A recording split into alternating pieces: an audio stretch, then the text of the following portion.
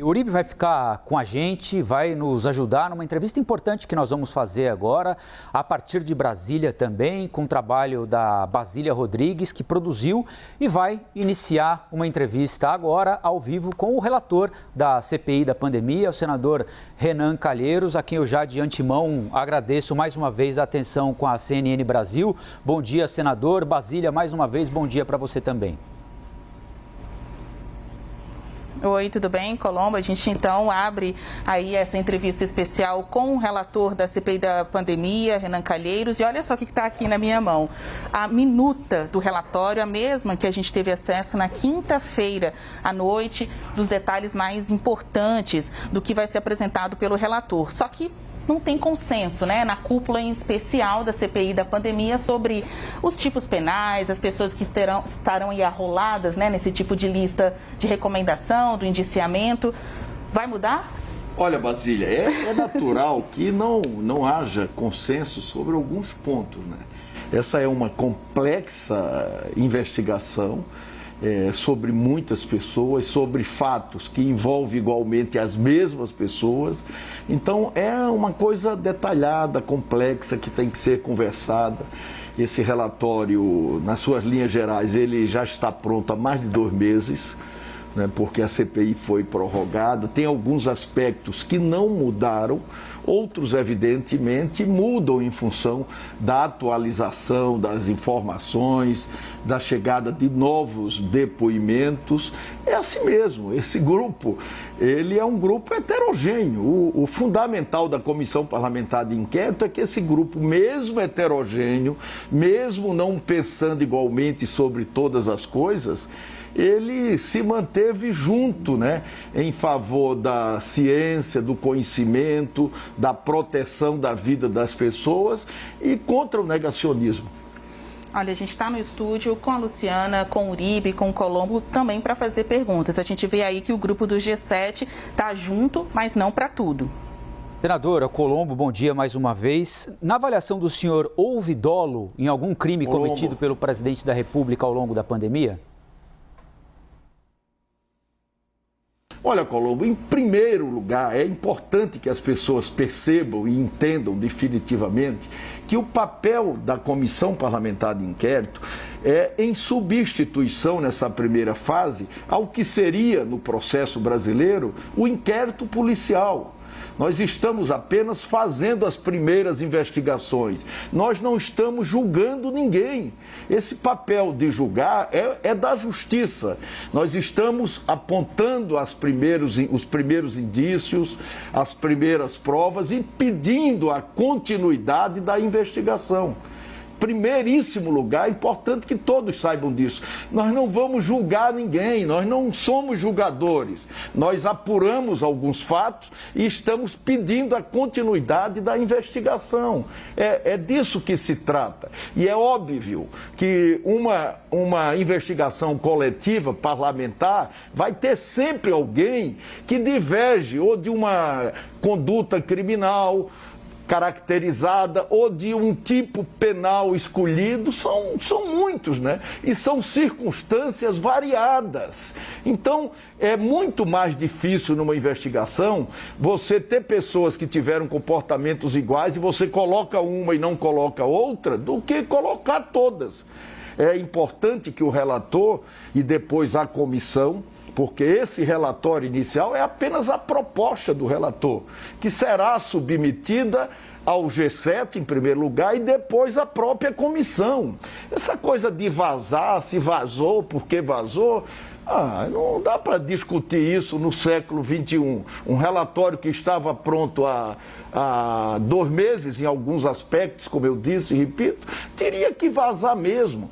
Tem 50 pessoas, entre consultores, assessores de parlamentares, envolvidas na discussão do relatório, do parecer. Não é? A investigação foi pública em todos os momentos. As minhas posições, elas são públicas e defendidas todas as vezes. Há 20 dias, eu dei uma entrevista na Folha de São Paulo e disse que seria, do meu ponto de vista, 11 tipos penais escolhidos. Isso não é novo. Isso vai mudar no relatório? Não, isso não vai mudar, isso continua, entendeu? Não é novo. Então, essa coisa de que ninguém conhecia, ó, tudo é público, tudo é público. E o presidente da República, com relação ao homicídio, o enquadramento que o deixou muito chateado, e com razão, é porque ele deixou de cumprir o seu dever, ao não cumprir o seu dever para evitar mortes que eram evitáveis. O Código Penal, ele é luminar com relação a isso. Isso é crime de homicídio caracterizado, homicídio comissivo por omissão. Entendeu? Isso não tem nenhuma dúvida. Outra coisa, a Comissão Parlamentar de Inquérito, ela pediu para nós anteciparmos o debate exatamente sobre esses tipos penais.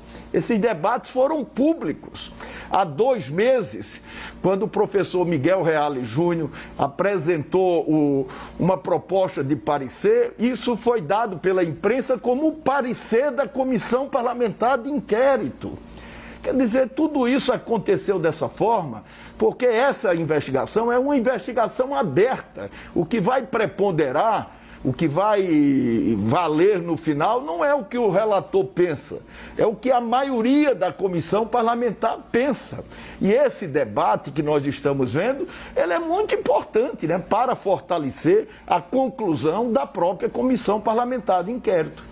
Importante, né, Colombo? Porque apesar dessa falta de acordo, né, da cúpula, o relator está falando para a gente que o presidente Jair Bolsonaro continuará a ser responsabilizado, pelo menos no seu parecer, por 11 crimes. A caracterização da conduta dele não pode ser diferente. Os juristas quase são unânimes em aceitar essa escolha desse tipo penal. Está caracterizado um homicídio. Está caracterizado crime de endemia? Está também, claro que está. A comissão é uníssona com relação a isso. Mas o do homicídio também está. Então, o que é que vai haver a partir de agora? É uma discussão, é um debate, que quanto mais for público, Colombo, será melhor.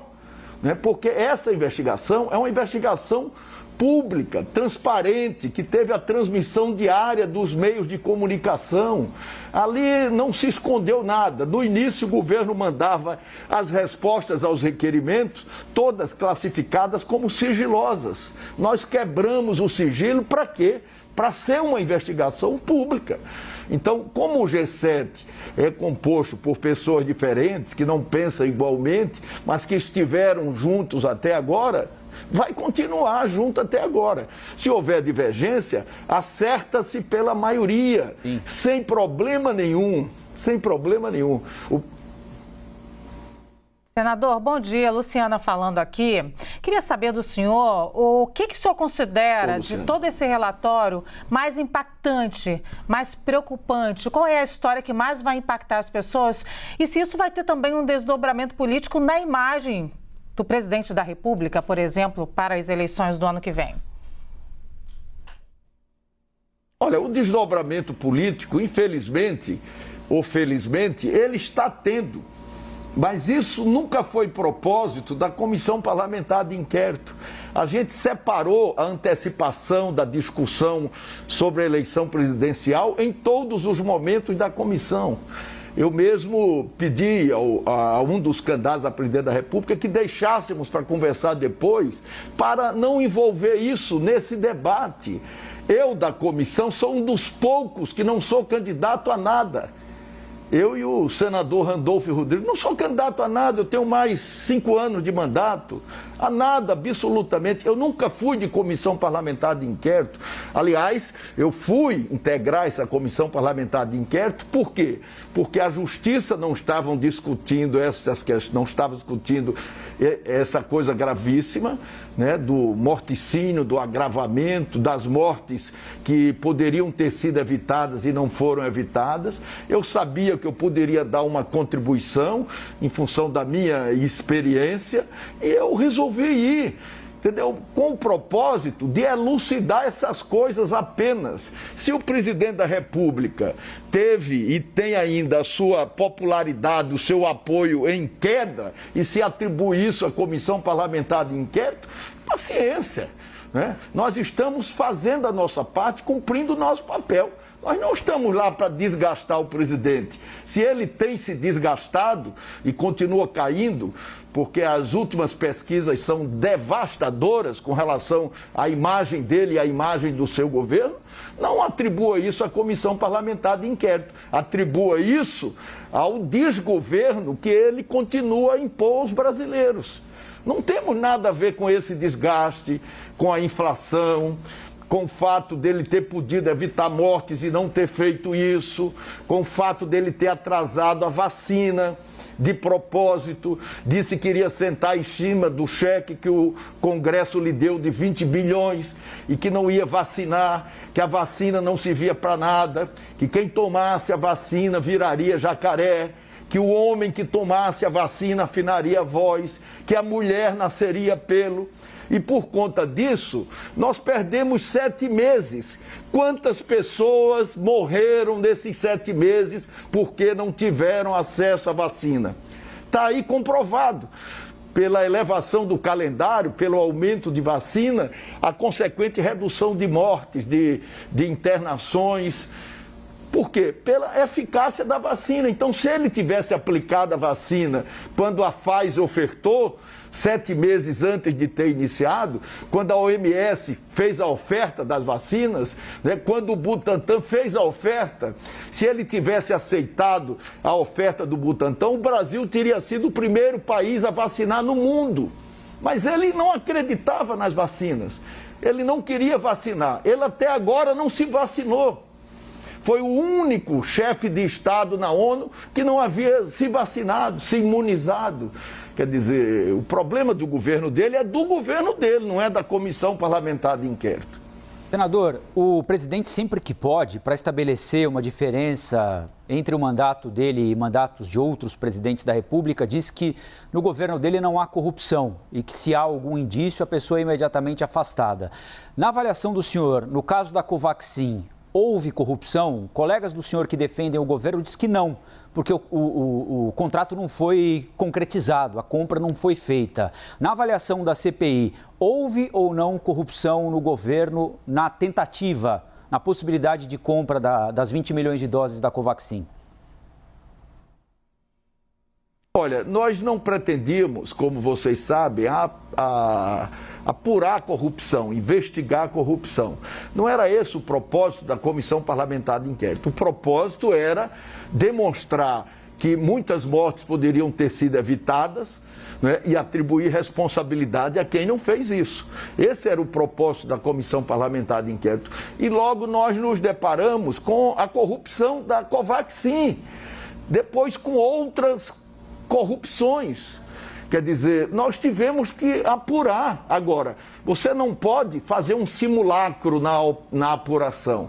Se você vai apurar, você tem que apurar mesmo. Aí nós apuramos mesmo. E nessa questão da Covaxin, nós identificamos, comprovamos as digitais do presidente da República, que enquanto recusava as vacinas da Pfizer, da OMS e do Butantan, ligava para o primeiro-ministro da Índia para pedir para ele para comprar através da Precisa, que é uma empresa ligada ao líder do seu governo na Câmara dos Deputados, 20 milhões de vacina.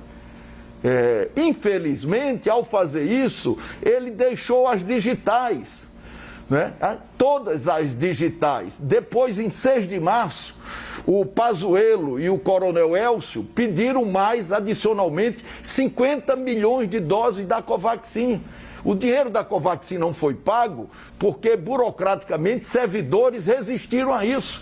Eles chegaram a pedir o pagamento em empresas offshore, em paraíso fiscal, adiantamento que não estava sequer no contrato. Falsificaram as invoices, que é uma espécie de nota fiscal da importação. Quer dizer, fizeram todo tipo de irregularidade. A própria Bharat Biotech chegou a descredenciar a Precisa. Quer dizer, entendeu? Não há corrupção aí.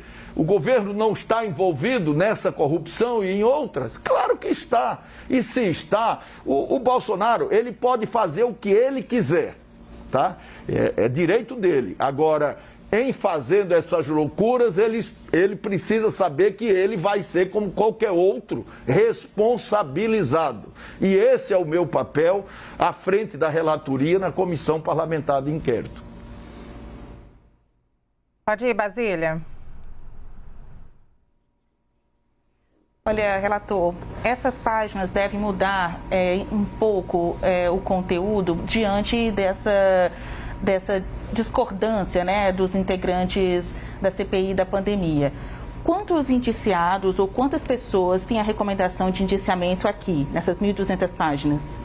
Olha, Basília, isso atualiza todos os dias. Como esse relatório, ele não é ainda público, ele é uma proposta do relator que será submetida num primeiro momento ao G7 e depois à Comissão Parlamentar de Inquérito. Ele muda, ele sofre ajustes, ele inclui pessoas.